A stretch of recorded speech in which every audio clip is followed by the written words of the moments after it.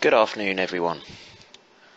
Thank you for joining us for another Beale and Company webinar, the latest in our regular construction law updates. Many of you are regular attendees and will be aware of the format for these by now. Thank you for joining us again. I would like to welcome the new attendees. This webinar, as the title slide indicates, is in relation to the new CIC Forms of Collateral Warranty and Novation Agreement and the new RIBA Professional Services Contract 2018, both of which were published towards the end of 2018. There has not been a lot published in respect of the two new suites, which to some extent have gone under the radar in terms of their publication. So, we hope that this webinar is of use to all today. I should add that this is the first of a series of webinars that we are hosting this year on a number of current topics in relation to construction. Further details will be provided later.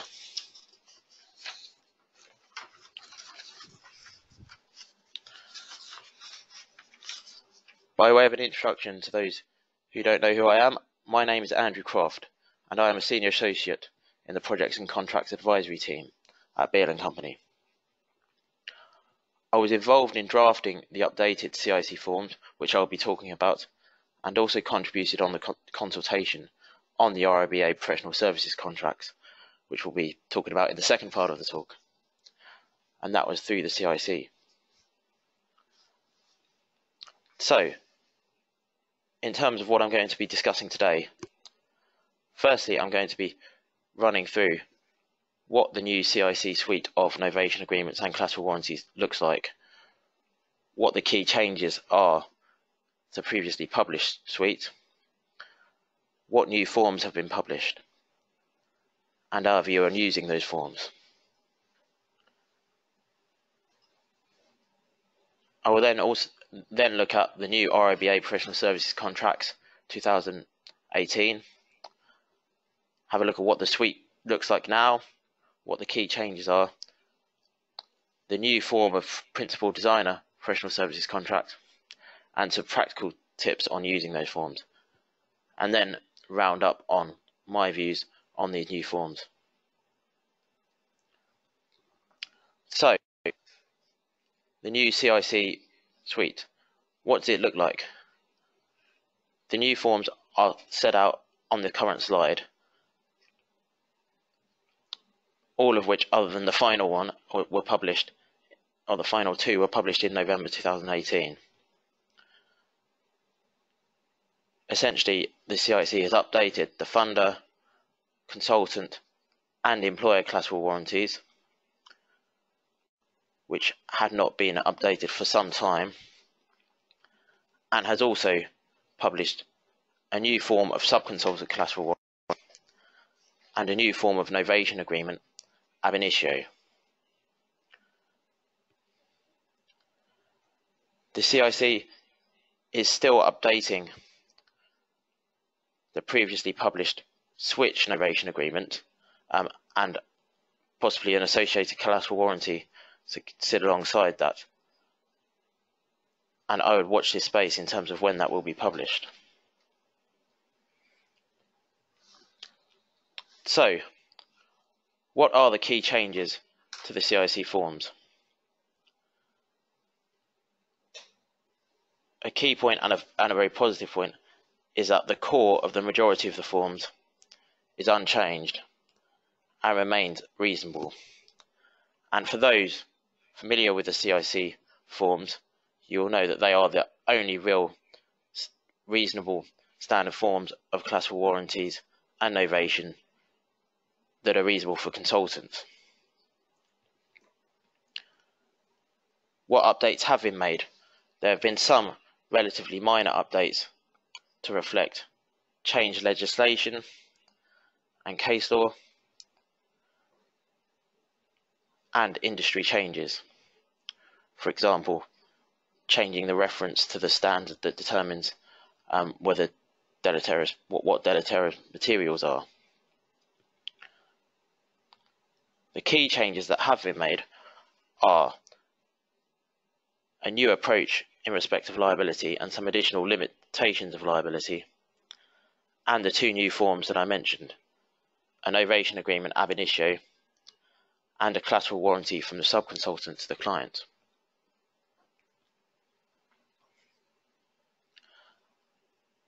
Before I go on to the next slide, I should say that, as those that have attended these webinars before will know, you can ask questions during the course of the webinar using the box on the right-hand side. I'm not envisaging that I'll be able to respond to questions during the course of the webinar, but if you do send any questions through, I'll get back to you as soon as I can.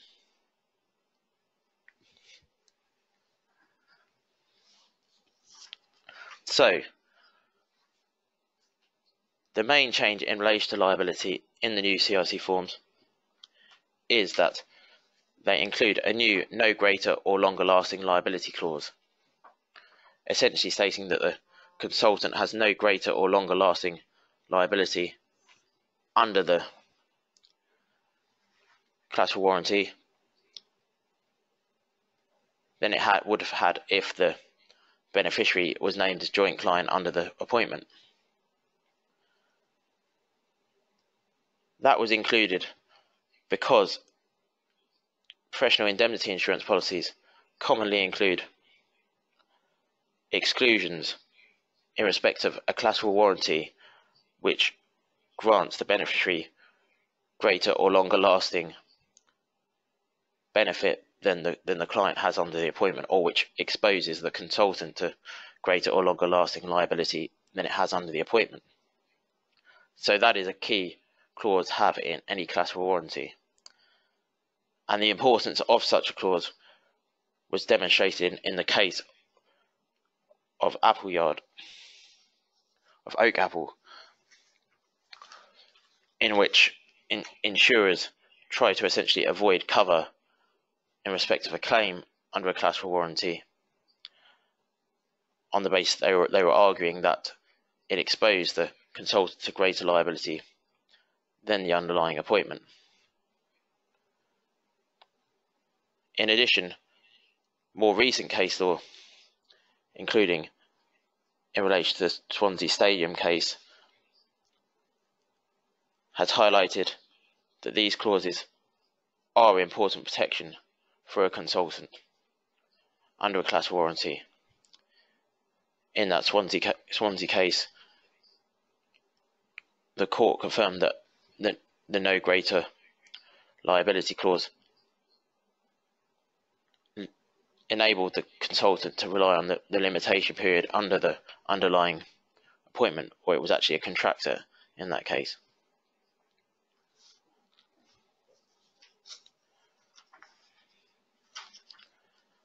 The other liability protections in the CIC forms remain, including an equivalent rights of defence clause enticing the consultant to raise equivalent rights of defence against the beneficiary as it had against the original client, a net contribution clause, and a limit on the consultant's liability to the reasonable cost of repair in the purchaser and tenant warranty. In addition, clause 2D has been removed. Clause 2D, as shown by the slide, provided that the consultant's obligations would not be released by the appointment of a third party by the purchaser to carry out an independent inquiry. That could have limited the defences available to the consultant in the event that the purchaser or tenant had appointed a third party to carry out an independent inquiry and, for example, had relied upon that third party rather than the consultant. So, that deletion is a helpful change.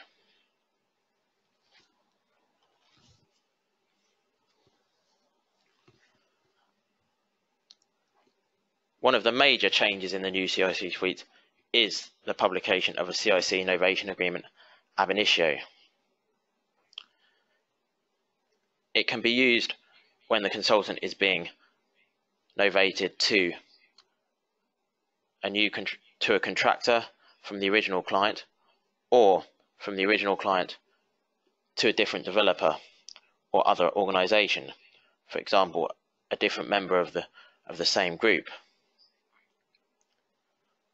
As is indicated by the title, this form of novation agreement is on an ab initio basis, which means that it takes effect as if the consultant had always been appointed from the new client from the outset.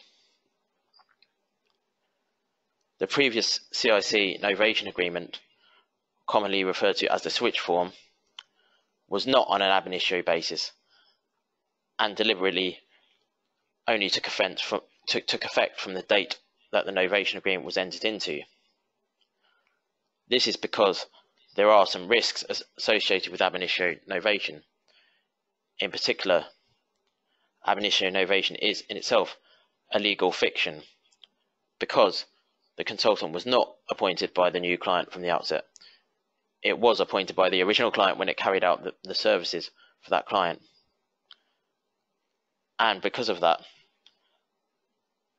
it would have borne in mind the original client's interests primarily when providing those services at the outset. And there may be a conflict of interest between the interests of the original client and those of the new client after novation. Typical example of that would be where the consultant is assisting preparing employers' requirements, for example, in relation to a tender, and then it is novated to the contractor, who then will be seeking to rely on those employers' requirements in a different way to which the original client would have wanted them to be prepared at the when the documents were prepared. So there are risks of using the ab initio form, as there are of any ab initio novation. But ab initio novation is now very common, and I go as far as say it's market standard. It's unfortunately very rare for novation to be accepted on any other basis. So the CIC have published a new form of ab initio novation agreement which adopts the market standard approach but seeks to limit and mitigate some of the risks of that form of novation.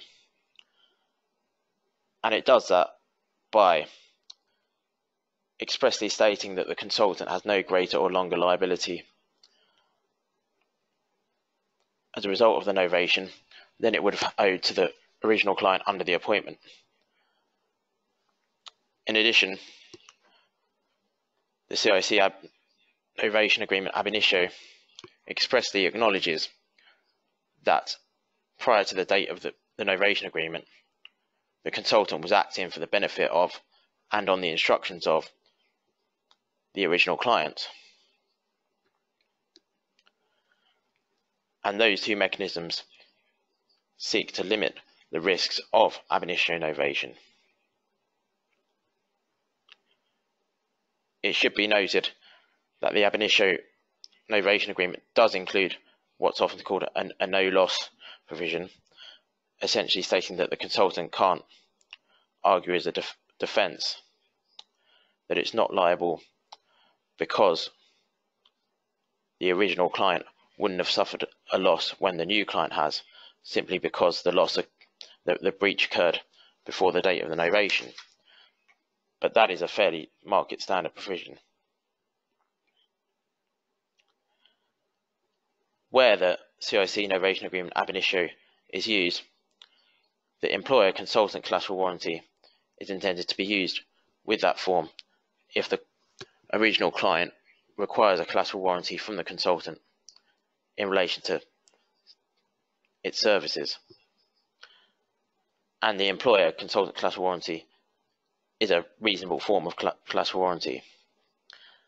As I mentioned, the switch form of novation agreement is intended to be updated by the CIC, so I would watch this space.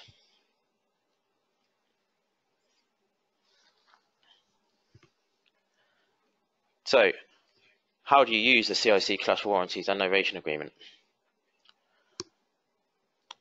As I mentioned earlier, the CIC collateral warranties and even the ab initio novation agreement remain very reasonable. if you can, you should avoid providing collateral warranties and avoid novation if possible, because it will potentially extend your liability. But often in the current market, collateral warranties will be required and novation will be required. And if so, the CIC documents are a very useful starting point if you cannot avoid it. They're good examples of reasonable collateral warranties and novation agreements, and in my view, they're very good reference points when negotiating collateral warranties and novation agreements, either in order to consider what sorts of clauses you should be looking for in your novation agreement or collateral warranty, and also in order to try and persuade a client to agree to a no greater or longer lasting liability clause, for example. You could justify it by referring to the CIC collateral warranty or novation agreement. So that was a fairly swift run through the new CIC forms. Moving on to the new RIBA suite. The new RIBA suite was published at a very similar time to the new CIC forms.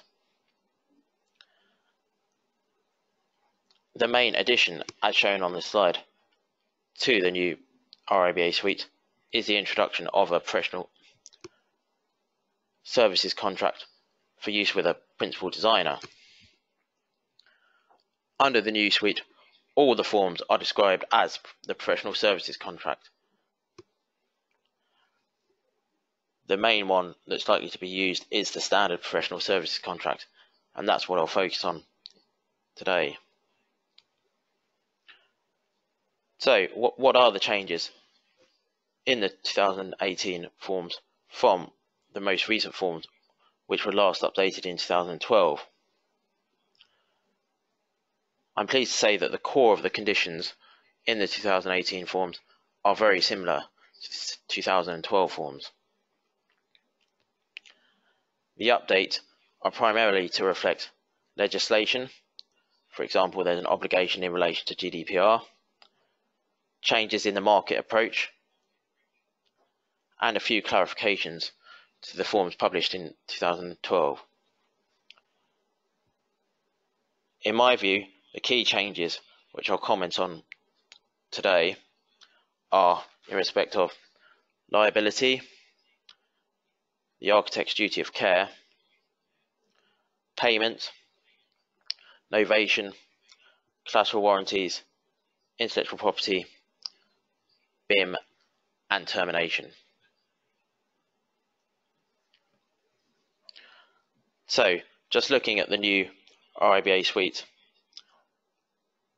the key documents that make up the agreement are now an agreement, a contract details, where you set out this project-specific data or contract-specific data, what was essentially formerly the project data in the old suite, a schedule of services, and the contract conditions, which have the real meat of what the architect's obligations and liability will be. So, the approach to liability in the professional services contract. Firstly, the limitation of liability is unchanged from the 2012 forms. Although that's obviously not a change, I mention it at the outset because I think it's a key point in relation to the RIBA professional services contracts. Because the limitation of liability is unchanged, it means that the architect/consultant's liability is limited to the amount of professional indemnity insurance specified in the contract details.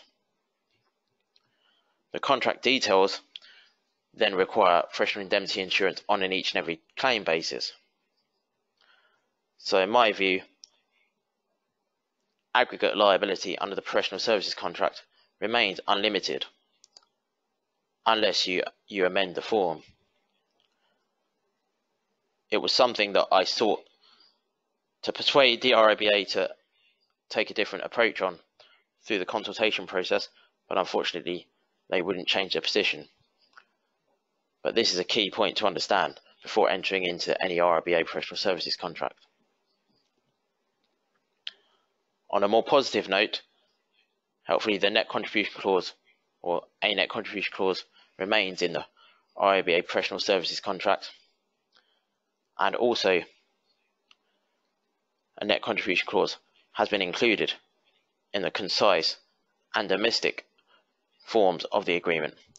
It was previously taken out because of concerns in the RIBA that it may be challenged under consumer legislation, but it's now been reinstated mainly because of recent case law that has confirmed that net contribution clauses can be enforceable and are not unreasonable necessarily in a consumer appointment. Another important point to mention in relation to liability under the RIBA professional services contract, there is no exclusion of indirect or consequential loss, as you might expect in a standard form. So there is a risk under the professional services contract that the architect could be exposed to significant liability that's far remote from the services provided.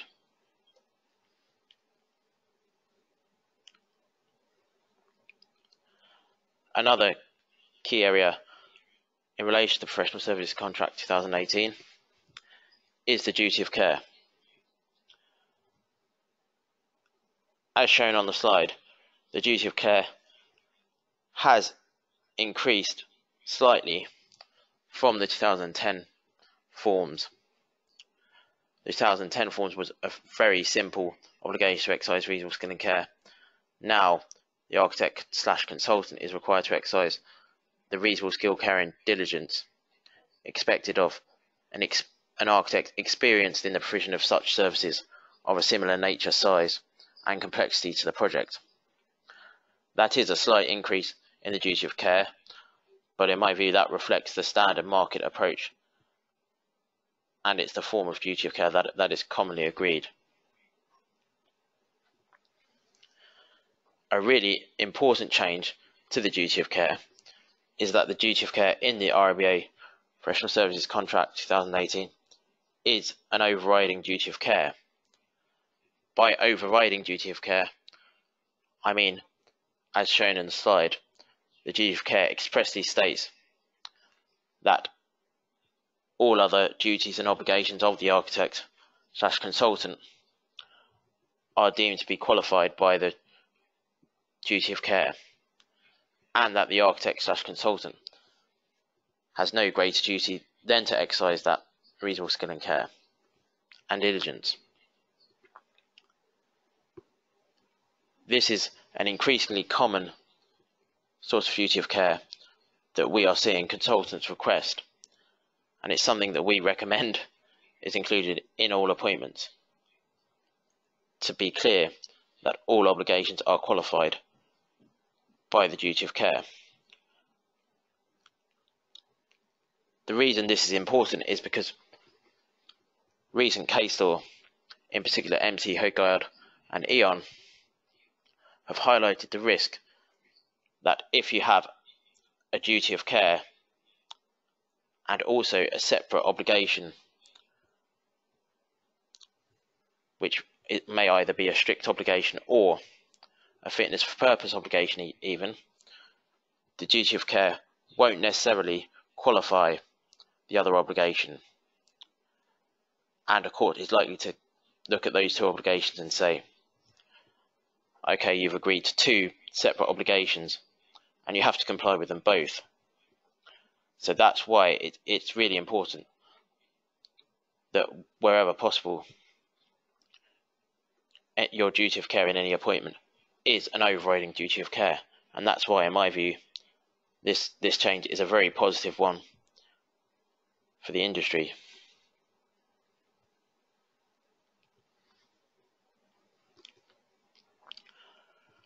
There have also been some relatively minor changes to the payment provisions in the RIBA professional services contract. The main one being that it provides for payment to be based on a drawdown schedule rather than just by reference to milestones, for example, or on a monthly basis, which just allows greater flexibility in relation to the payment position. Helpfully, the architect/consultant's entitlement to additional payment remains fairly robust in the RIBA Professional Services Contract 2018. The architect/consultant is entitled to additional payment essentially if they're involved in extra work or incur extra expense for reasons beyond the architect/consultant's reasonable control, which is very helpful. In addition, there is a new useful limit on the client's right to withhold payment from the architect. In particular, the client is not permitted to withhold sums unless an amount has been agreed by the architect or decided by a tribunal,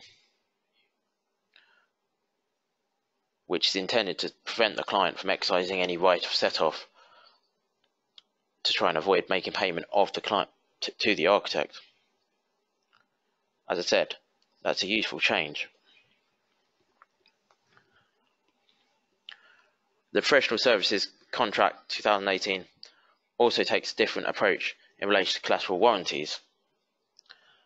Essentially, item M of the contract details provides some tick boxes to be selected if a client wants collateral warranties to be required. If collateral warranties are selected in item M, the architect/consultant is required to provide them within 14 days of a request. The beneficiaries referred to in the tick box at the moment in item M of the contract details are the client following novation, the first purchaser, the first non-residential purchaser of freehold/leasehold interest, and the financier. They are fairly reasonably and tightly defined beneficiaries if collateral warranties are going to be required. As I mentioned previously, they should be avoided if you can, but this is a fairly reasonable list of beneficiaries. Important points to bear in mind if collateral warranties are going to be required are that it will be important to ensure that the required form of collateral warranty is clearly stated in the agreement. Helpfully, the RIBA recommends the use of the CIC collateral warranties as well as the CIC Novation agreement. So, if a client requires collateral warranties under a RIBA professional services contract, I would certainly point them in the direction of CIC forms.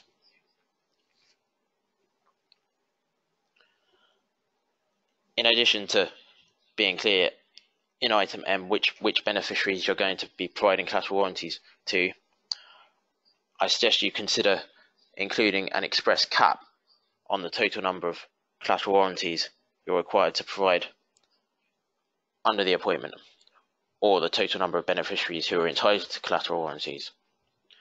That will further help limit the number of collateral warranties you're required to provide, and otherwise there could be a significant number of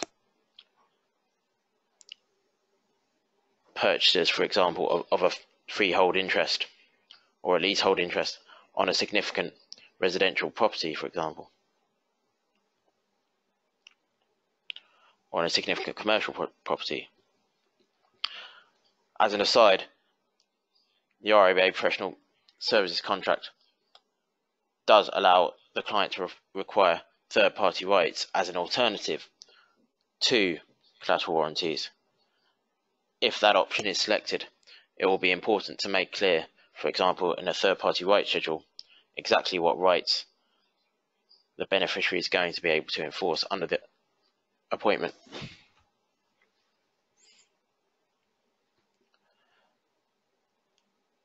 Another interesting change to the RIBA in the RIBA professional services contract is in relation to novation.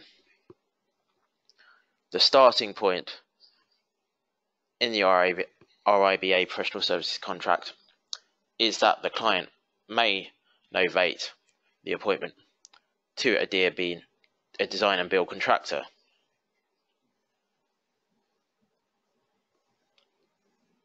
That is quite an unusual approach or starting point for an industry standard form, but as I'll go on to later, there are some caveats and restrictions on that right. Firstly, if novation is to take place, it must be on specified terms, and slightly unusually, the professional services contract sets out what those terms must be in quite some detail. They include that essentially the novation agreement must provide that the novation takes effect as if the architect had always been appointed by the contractor, and also that the novation agreement includes an acknowledgement that prior to novation the architect was providing services solely for the client.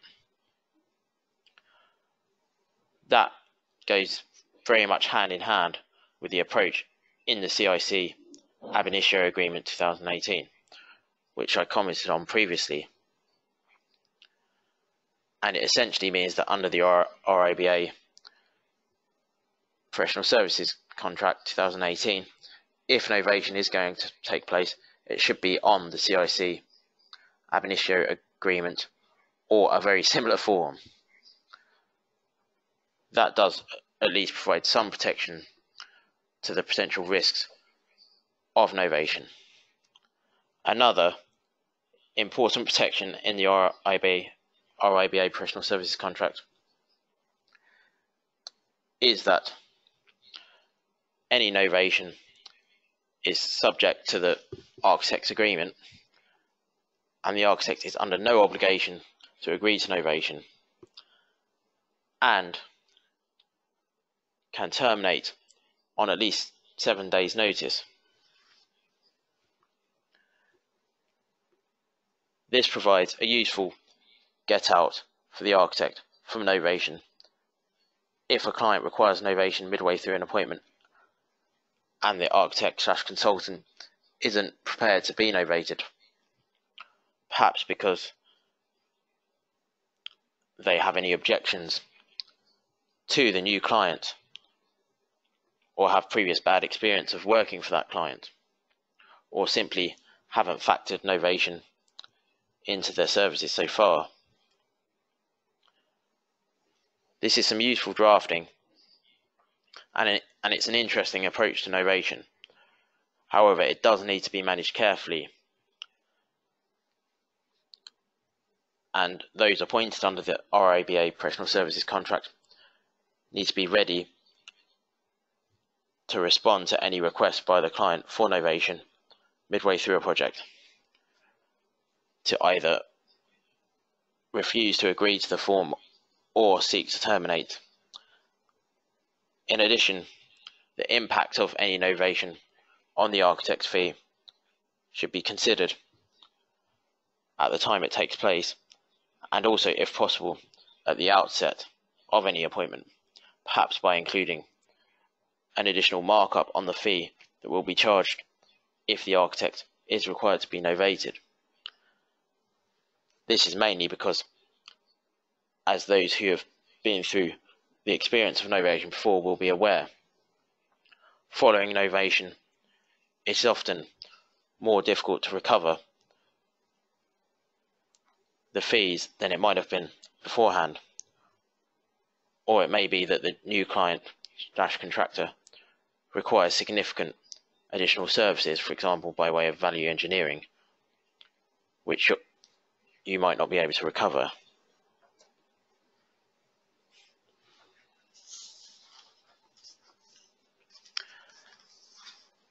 The RIBA professional services contract also takes a slightly different approach to intellectual property. The architect/consultant still grants a license to the client, but that license is is wider than it was under the previous form.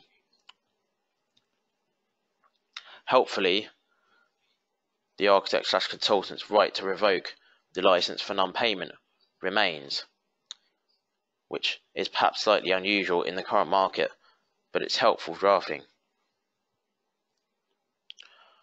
One change which I wanted to highlight for those familiar with the previous RIBA agreements is that they previously included a limit on the client's right to use the architect's documents after termination or after the architect's last performance of the services. Essentially, the client couldn't do so unless the architect/consultant agreed and a license fee was paid. Perhaps unsurprisingly, that right has been taken out, so the client can continue to use the architect's documents following termination. If that was something that you previously found quite useful, obviously it will be important to amend the professional service contract to include such a right. Another amendment that I wanted to flag up is that under the professional service contract, the architect is stated to be liable for the reasonably foreseeable and fully mitigated losses as a result of breach of copyright. This is akin to a limited indemnity from the architect in respect of breach of copyright, but that is qualified by the losses being reasonably foreseeable and fully mitigated. So in my view, the intellectual property right position as a whole is still a reasonable position.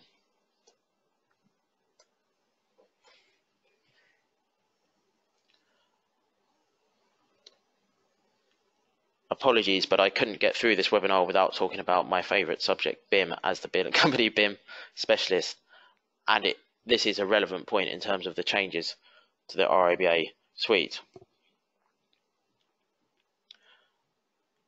The RIBA professional services contract provides that documents are to be provided to the client in PDF format only, unless the contract details state that they'll be provided using BIM or in another alternative format. So that's a useful starting point, and it makes clear that if alternative formats are going to be provided, they need to be set out in the contract details. And similarly, if BIM is going to be a deliverable on a project, it needs to be set out in the contract details. There's also some helpful drafting in the professional services contract, which is similar to some of the drafting in the CIC protocol, stating that the architect/consultant does not warrant the integrity of electronic data delivered in accordance with item L of the contract details, and also seeks to exclude liability for data corruption, etc., in any information after it's provided. These are useful limitations on the architect's liability if alternative formats are used to deliver information.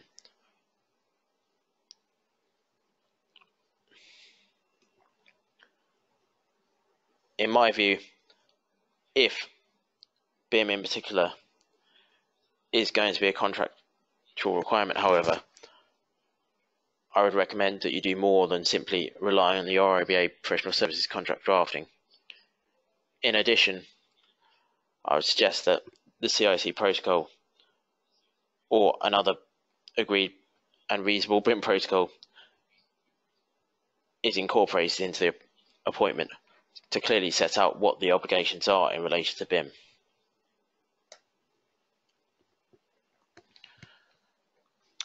The Professional Services Contract 2018 also includes some clarifications in relation to termination. Under the 2012 form, the architect's right to terminate was fairly open-ended and not particularly clear. Under the new form, the architect can terminate in a number of specified circumstances, including non-payment, material or persistent breach, if they're prevented from or impeded in performing the services due to circumstances outside their control, if they don't agree to novation following force majeure, and on any other reasonable grounds. In my view, this is still a fairly open-ended right to terminate and not completely clear as to what sort of circumstances it does cover. For example, force majeure is not defined, and the reference to any other reasonable grounds is fairly open and could encourage a dispute as to whether any specific ground is reasonable. However, in my view, it's still useful to have these clear additional grounds when you certainly can terminate, including, in particular, non-payment and novation, if not agreed. In relation to termination, I just wanted to highlight that under the Professional Services Contract 2018, the client has a wider right to terminate than the architect. It can do so for any reason.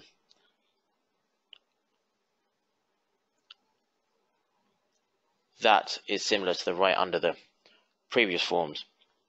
In my view, that's also quite ambiguous, because what would be a justifiable reason for termination? It suggests that anything would be a reason as long as they have one. Anything would be justifiable as long as they have a reason.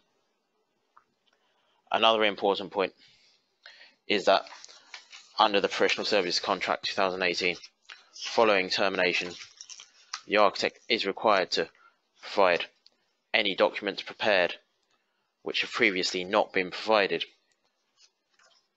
to the client.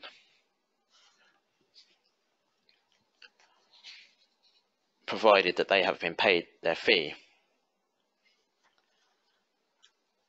That is a very wide requirement to provide documents, because it's anything produced by the architect, which would include, for example, working documents that may not be intended to have been provided.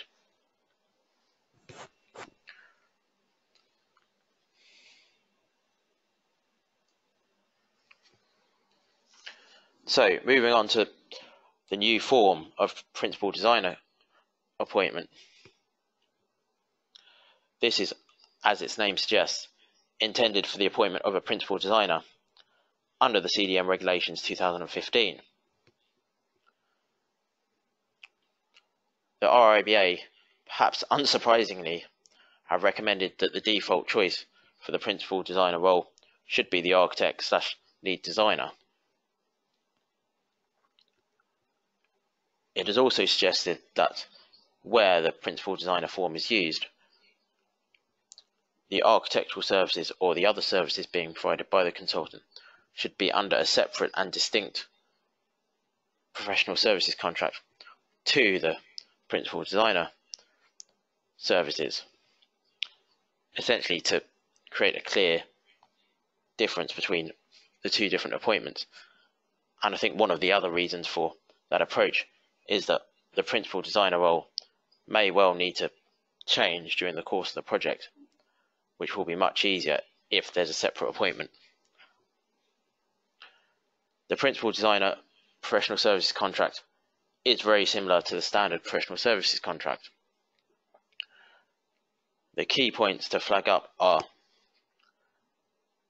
helpfully, the services of the principal designer expressly state or expressly qualify all of the principal designer's obligations by the wording "so far as reasonably practicable." Under the CDM regulations itself, it's not entirely clear that the principal designer's duties are all qualified by the text "so far as reasonably practicable." So the approach the RIBA has taken will be useful, particularly in respect of any civil liability or contractual liability that may arise as a result of performing the principal designer role. It will obviously be important, if you're being appointed under the principal designer professional services contract, that the scope of the services are clear and are acceptable and achievable. In my view, the Principal Designer Professional Services contract is a useful addition to the suite and is generally a useful form of standard contracts. And in my view, it's preferable to the only other standard form of professional services.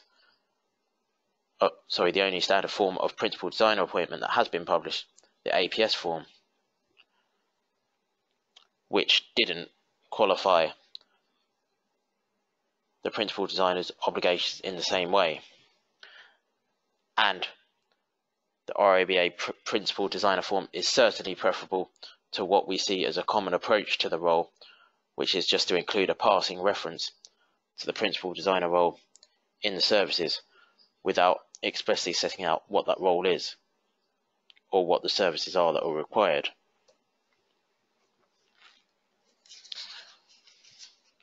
So,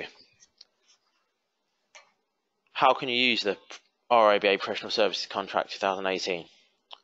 Generally, the forms are intended to be easier to use than the 2012 forms. For example, they can be fairly easily completed online. The key points that do need to be completed if you're using the form are the contract details and the schedule of services, obviously. To clarify the approach, the RIBA have also included a contract checklist, which enables you to easily tick the boxes to make sure you've included everything that's required. A common approach to the RIBA forms is to incorporate it by reference in a fee proposal that's issued at the start of a project. That approach can still be taken with the RIBA Professional Services contract. But if you're doing so, as with the previous forms, it's important that that fee proposal sets out everything that is required to complete that RIBA Professional Services contract, i.e. everything that's required to be included in the contract details and the schedule of services. Otherwise, just by way of an example,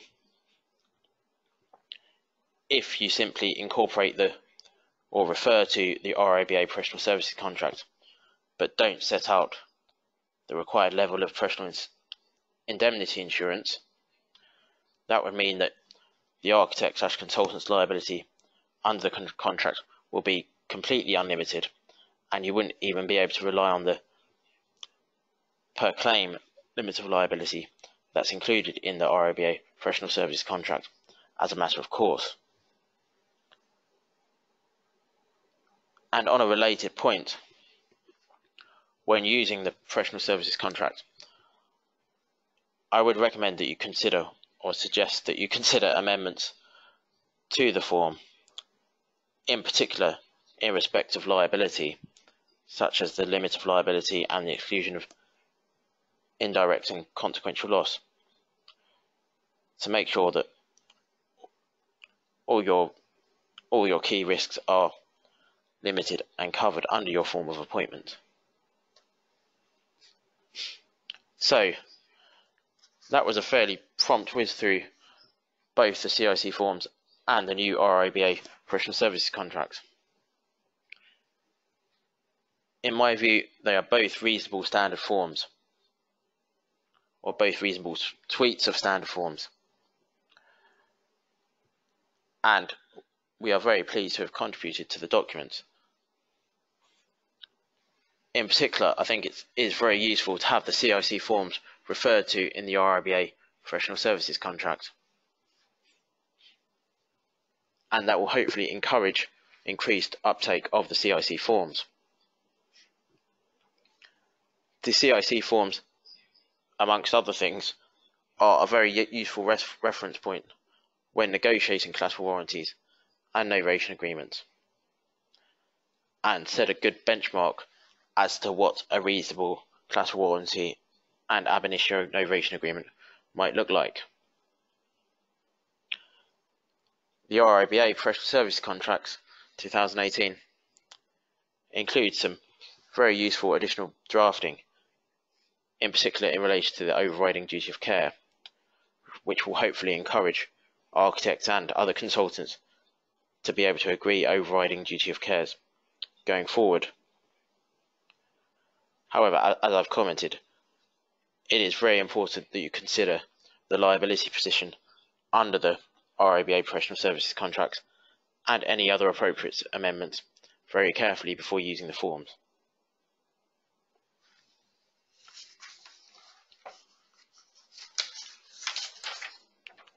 So, it remains for me to say thank you very much for listening to me this afternoon. My contact details are obviously on this slide, and please feel free to send over any questions if you haven't already raised them through the system.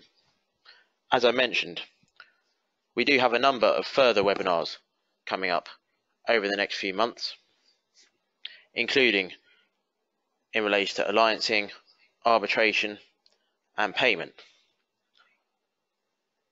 Following this webinar, we will be circulating the slides and also a link as to how you can sign up for these webinars.